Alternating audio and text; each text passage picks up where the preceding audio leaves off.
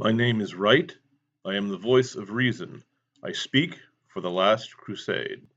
Previously, we discussed the three great lies which, if one were the devil's advocate, one would use to promote the devil's cause. The first great lie advancing the devil's cause is to say that the devil does not exist, because no spiritual truth exists. The second great lie follows from the first. For if no spiritual truth exists, then only secular truth is true, and only science can settle it. Unfortunately, real science, by definition, is neutral and silent on social and philosophical and political issues, so the devil's advocate can only advocate junk science, which is deadly. The third great lie is that science has settled all issues, and no more debate is allowed, no curiosity, no thought. So a final great lie follows from the first three. For the left, all thought is thought crime. Thought must be abolished. If thought is to be abolished, all must be browbeaten into a dishonesty, not just of statements, but of words themselves. Hence, the devil's advocate must advocate that all men never be allowed to call anything by its right name. Clarity of thought depends on clarity of definitions. So instead of saying infanticide, say pro-choice. Instead of saying sexual perversion, say sexual orientation. And so on. The art of substituting a real and honest word for a false and deceptive one is called lying. But this art requires that lying itself receive a new name: political correctness. In the worldview of the devil's party, words are weapons used to manipulate emotions. Words are not tools used to communicate or convey truth. To speak plainly and to speak frankly is called problematical and backward, but to use the elliptical euphemisms and jabberwocky of newspeak is saluted as polite and enlightened. The devil will get no traction if he openly advocates evil for evil's sake. So therefore, any number of meaningless buzzwords must be invented which condemn normal things and sane things and good things and imply an unspeakably vile motive is the sole motivation prompting a love of right and fit and wholesome and good. Then, for any topic, the matter can be condemned for the sake of the motive, and the thing itself never be discussed. A man who promotes chastity, that is, simple prudence and honor in sexual relations, is called a homophobe, and accused of having a phobia, that is, accused of having a psychopathological disorder. Sexual relations are called heterosexual, as if there were such a thing as sexual intercourse between two members of the same sex. The point of such jabberwocky is to make men forget, or to pretend to forget, the obvious. Obviously, there are perversions of sexual desires, often involving mutual masturbation or other stimulation of the sexual organs. This may indeed produce a sad, sterile, and unsatisfying mimicry of sexual relations. But as a matter of fact and logic, the sex act can only take place between two members of the same species of opposite sexes. Hence, the matter of two sodomites wishing to desecrate the sacrament of matrimony by pretending their mutual masturbation must be sanctified by laws as a mating ritual can be framed as a question of marriage equality, and the whole question be reduced to a wordless bumper sticker showing an equal sign. The nature and purpose of marriage, or the nature of the two sexes, can now be ruled beyond the bounds of polite discussion. Anyone who even uses such words as I use here, plain words, can and must be dismissed as an extremist, or a crackpot, or a psychopathological nutbag. Common sense and obvious facts can and must be ruled out of bounds. Thought is thought crime. Reason is hate crime. Free speech is hate speech. So the left can and must denigrate the gifts of thought, reason, and speech, which are the faculties given to Adam, which renders man superior to lower animals. Ergo, one who says marriage is between male and female is called a homophobe, and one who says all men are born equal is called a cuck and a race traitor. Naturally, no one can argue against marriage only being between two sexes or against the innate equality of man, since these points are tautologies. But anyone who says the self-evident truths about such things is heckled rather than answered, so soon no one says them. Likewise, one who says male and female are complementary rather than interchangeable is called sexist and misogynist. One who says private property is sacrosanct is called greedy. One who says that the false prophecies of junk science must be proved scientifically before they are accepted is called a science denier. One who loves his country is called a racist. All these falsehoods are not merely falsehoods, they are denying tautologies, they are denying self-evident truths. A self-evident truth is a truth known to be true by definition. A self-evident truth is a truth known to be true as soon as the words describing the idea are correctly defined. It is precisely for this reason that the words describing the ideas must never be correctly defined. The words must be forbidden. All definitions must be changed. All vocabulary words must be reduced to mere nonsense phrases. It is precisely for this reason that words whose meaning everyone knows can never be spoken aloud. If, for example, you ask, "What is a woman?" you will not be answered, but you will be slandered. The accusation is that anyone telling the truth has a bad, a terrible, a reprehensible motive. He is a hatred-filled goon and a slope-skulled, lice-infected Neanderthal, loathsome and foolish in all respects. Likewise, a flattering defense of the lie is that the liar has to be good. A wonderful, a laudable motive motivates him. Hence the liar is a paragon, an altruist, and a saint. The single most successful lie of political correctness to date is the corruption of the word equality. This word is now as useless to describe something positive as the words racist or fascist are useless to describe something negative. Now, this is not because fascism and race hatred are suddenly not obviously bad things, nor is this because equality is suddenly not obviously a good thing. It is because the Devil's Party wishes to abolish all discussion of these things by making the words no longer mean what they mean. One cannot eliminate the sunlight, but if you can convince the gullible that sunlight contains invisible rays that will kill him, the gullible will stay away from the sunlight.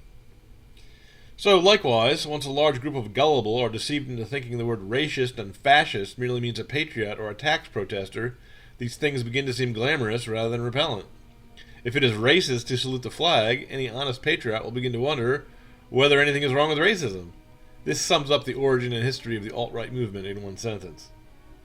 Likewise, if the word equality is used both for the legal concept and its direct opposite, the word becomes meaningless, and even an allegedly educated man will lose the ability to understand what the definition means.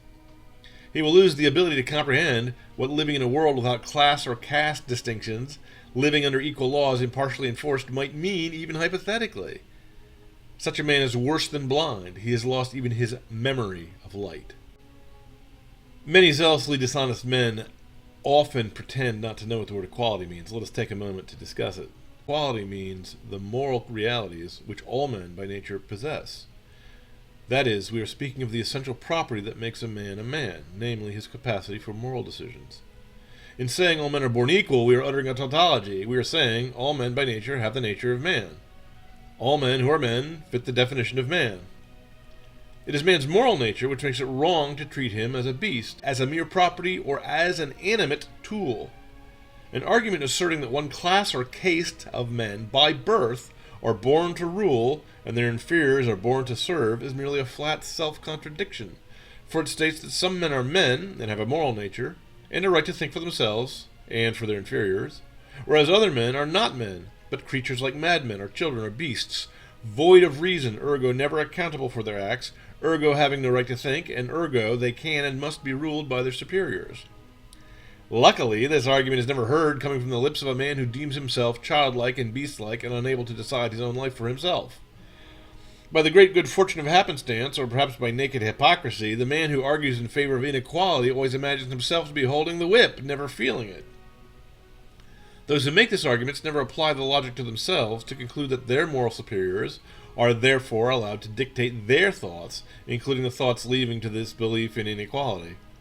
An argument saying some categories or races of men have disproportionate numbers of intelligent, wise, or hardworking members is neither here nor there. Whether true or not, it makes no difference to the nature of man, of law, of morality, or of logic. It says nothing about any individual man or his rights. Is a dull-witted man to be deprived of the fruits of his labor, or his right to select which bride to have to wife, merely because he is dull-witted? His life is still his own, to make or mar as he would. Those who scoff at the inequality between one man and his neighbor are not looking at the differences in their property, fame, talent, or moral stature. They are advocating the adoption of a partisan, partial, and unequally enforced law. That is, they are advocating replacing a standard with a double standard. They wish to abuse the law and to make it an instrument of policy, to make the law perverted into a tool that favors one party or group or race or faction at the expense of all others. That such corruptions of law are commonplace in primitive societies is no argument that civilized and law-abiding men would tolerate such a corruption or should. In any case, using the power of Caesar to level all accomplishments of men, so that instead of rich and poor, all men are penniless slaves equally, and instead of wise and foolish, all men are forced to speak foolish political correctness equally, and instead of winners and losers, all become losers, who all get participation trophies equally, these and countless examples of partial and unequally enforced laws being called equality by politically correctness, that is to say, being called equality by rank liars, in fact, are all mere opposites of equality. They are egalitarianism.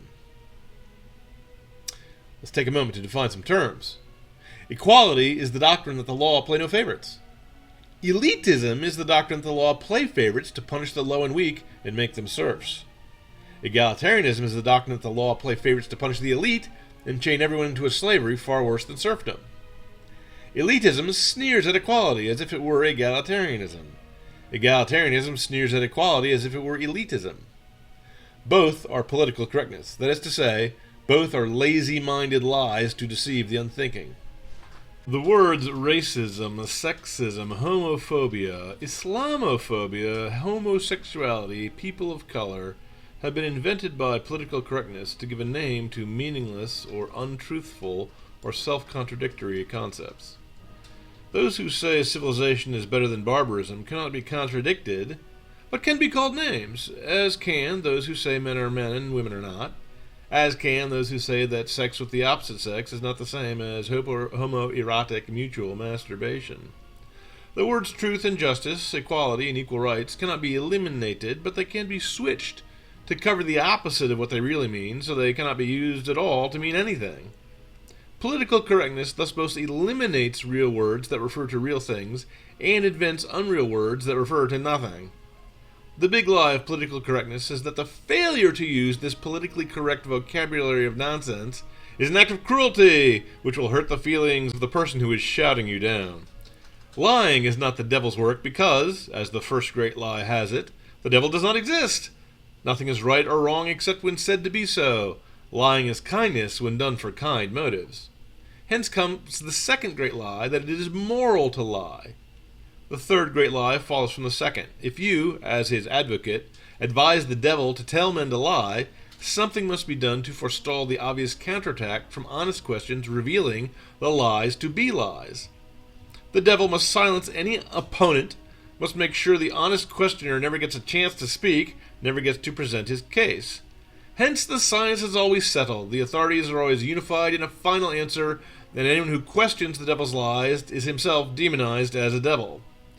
The road to damnation is broad and gentle, leading ever down and down, fogged with lazy, smoggy, smug conformity and abundant confidence, and it's paved over with bromides and bumper stickers.